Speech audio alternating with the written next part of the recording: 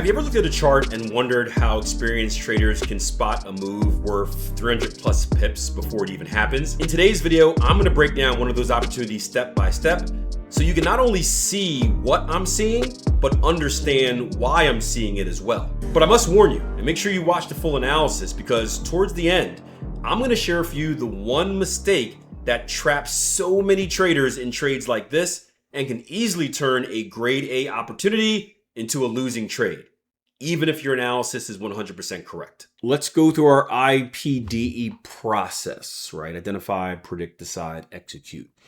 What have we recently done here on the pound yen? We have broken and closed above structure, right? So we have a higher high, higher close. We would predict that price is likely to go in what direction? Higher, yep. Next question is, if price is likely to go higher, then where is price likely to go higher to? Now, I don't need an exact price point, but our next level of structure. We look left from here and we say, okay, well, where's our next level of structure?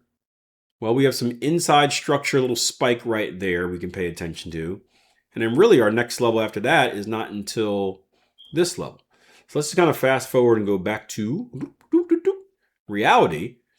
And we can tell ourselves that, okay, well, the next level of structure that is on my radar is going to be right up here around that 219 half level. So going back to that IPDE question, if price is likely to go higher, then where is price likely to go higher to?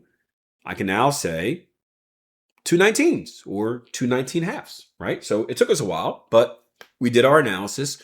We confirmed that there is room to go higher. So what we have now is our confirmation bias. So what our confirmation bias is we've determined what side of the market we want to be on, right? We don't want to waste energy looking to be bullish, looking to be bearish, and that confuses a lot of traders because as you drop down time frames, sometimes you go from bullish to bearish, back to bullish, back to bearish again. You get all weird and your brain explodes. We want to tell ourselves directly, I am a bull trader here, or I will look to be a bear trader there. And that way we can lock in on our single direction. So now the question is, if price action is likely to go up to this level, how are we likely to get there? And more importantly, how can I get involved? So we know that we can go down to our lower time frame.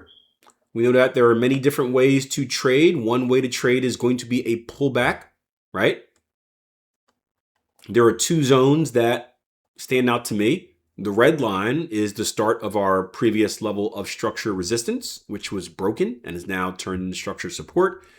And then because I'm familiar with how to draw the ebbs and flows of price action, right? We'll just start kind of right here.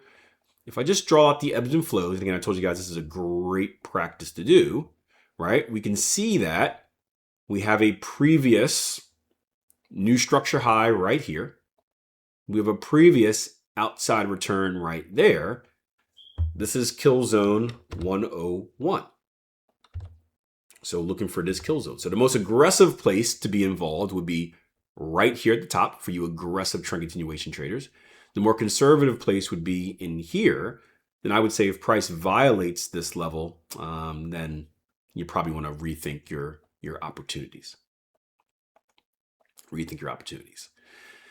So now the final part is asking yourself, okay, what do you need to happen for you to get involved? And this is where you refer to your trading plan, right? Do you need the RSI that Devin mentioned, the RSI going overbought earlier, oversold? Do you need the RSI to go oversold? Do you need a specific candlestick formation, a pin bar? Do you need a higher high, higher close? Are you aggressive in doing a limit order, right? But now is the waiting game. And this is probably the hardest part for traders. I don't know if you guys would agree with that. Let me know if you agree or disagree. The waiting game. Because you're going to see stuff happen and you're going to be like, oh my gosh, this is like a 500 pip move to the upside. It's not 500, but it's like 300 pips to the upside. And I don't want to miss it. And then you get involved early. But I would tell you there's a different way to think about it. Instead of thinking about missing, right? Instead of thinking about missing the 300 pip move and seeing that as a negative, how about you think about it as I have 300 pips of range to get involved in this trade. So if for some reason price retraces right here and I never get a reason for entry, instead of think about that as a missed trade, how about you just think about the next opportunity? Okay, well, I didn't get involved here because it didn't meet my rules. That's a good thing. Well, if price does that, what did we just do right here? That's a fresh break. Okay, well, higher high, higher close. Where's the next level of structure? Already did analysis. How do I expect price action to go there? Wait for pullback. As pullback, wait for opportunity. If you miss there, wait for opportunity, right? And you just keep doing this until price has ventured across to that final destination. And then once that happens, then the move is over. But there is certainly a chance that you can get multiple trading opportunities. So you don't have to kind of go crazy if you missed the first one, because what a lot of traders do is they see the breakout and they get afraid that they missed it. And then they start buying right here. And then what happens as soon as they buy right there, the market starts giving us some relief and it goes against them. And then what do traders do when the market goes against them? Think about this. Think about the psychology of the market. If you bought right here, you're buying, and the market immediately goes south, are you feeling happiness and joy, or are you feeling discomfort and pain? Easy answer. You're feeling discomfort and pain, right? You're in a painful situation. You are being tortured. So if you're in a painful situation, is it not the natural instinct to get out of your painful situation, right? Why do you think people tell the truth during torture, right? Because they're being tortured and it hurts. And they know if I tell the truth or give up information, I'll stop being tortured, right? We want to get ourselves out of pain. So if you're in a losing position, how do you get yourself out of pain? Well, you exit the trade, right? So what you see is traders exit, they buy up here, they exit down here, and they take their loss. And then as soon as you exit, what happens?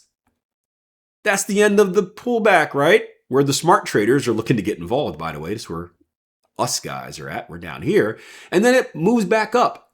And then as it moves back up, you're like, mother effer, I was just in this long and I bailed too early and I missed the move. I'm not going to miss it again. And then what do? You buy again up here, late. And then what happens when you buy late?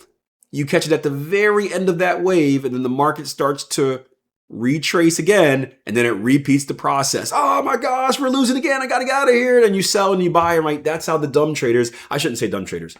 That is how the emotionally undisciplined traders get beat to death repeatedly over the market. Our job, however, is the opposite. Let's let those funny people do their funny things, and let's just wait. Let's wait. Let's wait for price to go on sale. Let's have a plan for how we're going to attack it. Let's have a plan for what we need for confirmation. And then as it takes that breath, then we get involved, right? And you got to decide what side of the market you're going to be on.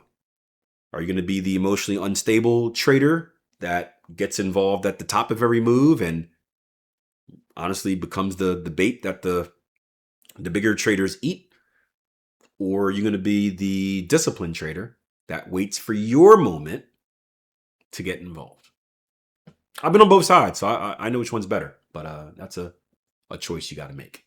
But yeah, that's kind of the mental yo-yo that happens in the market. Hope you enjoyed the video. If you love analysis, you'll certainly love this video, so make sure you watch it next.